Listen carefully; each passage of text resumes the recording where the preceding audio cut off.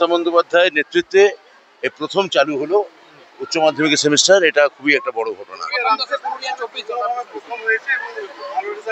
আমি এই যে যারা যারা সফল হয়েছেন পুরুলিয়া, সবাইকে আমার তরফ থেকে অসংখ্য অভিনন্দন এবং অভিবাদন। আরেকটা কথা, সেটা হচ্ছে বিএলওর জন্য বহু স্কুলে টিচারদেরকে নিয়ে নেওয়া হচ্ছে এবং তাদের শিক্ষাতে বিশেষ করে পুরুলিয়াতে বিএলও বিষয়ে নির্বাচন কমিশন কি করছে, শিক্ষা দপ্তরের কাছে কোনো লিখিত কমিউনিকেশন নেই, অথচ ওরা রাজ্যে এসে এসআইআর করবে বলছে। শিক্ষকদের যদি বিএলও বানাতে চায়, শিক্ষা দপ্তর একটা প্রপার কমিউনিকেশন দিক লিখিত। এটা সরকারি সংস্থা, একটা সরকারি সংস্থাকে চিঠি দিতে কি সমস্যা আছে, কি লুকোছাপা আছে আমি বুঝতে পারছি না। এমনিতেই শিক্ষক তারপরে বলছে যে আরো বেশি সমস্যা যা বলে আমি বলেছি। আর এটা আর এসআইআর আমার নেত্রী মমতা বন্দ্যোপাধ্যায় যেটা বলেছেন, বিজেপি একটি বিপজ্জনক দল, এর থেকে বড় সারসত্য নেই। আমার নেতা অভিষেক বন্দ্যোপাধ্যায় ভারতবর্ষের ম্যাপ তুলে প্রমাণ করে দিয়েছেন বিজেপি ম্যাপ বোঝে না।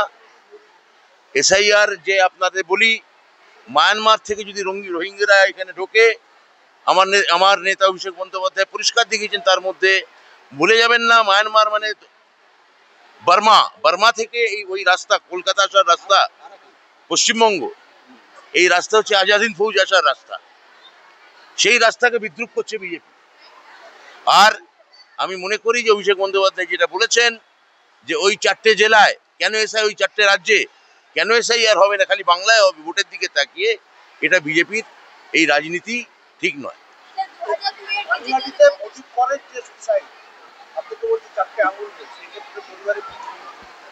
দেখুন, ওইসব বলে লাভ নেই। প্রদীপ করের সুইসাইড নোট দেখলেই বোঝা যাচ্ছে।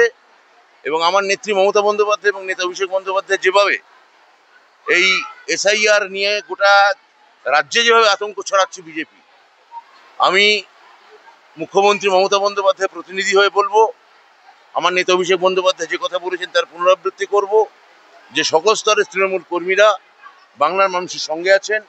আপনাদের কোনো ভয় নেই, বিজেপি এখানে আপনার কিচ্ছু করতে পারবে না।